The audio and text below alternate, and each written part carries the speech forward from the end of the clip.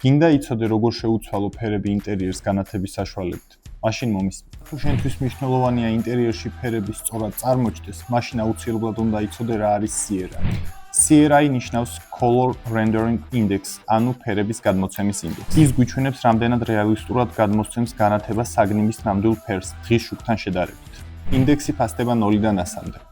რაც უფრო მაღალი არის რიცხვი, მით უფრო ბუნებრივად გამოჩნდება ფერები. აი მაგალითად, CRI 80 და ნაკლები ფერები შეიძლება იყოს ჩამქრალი და არაბუნებრივი.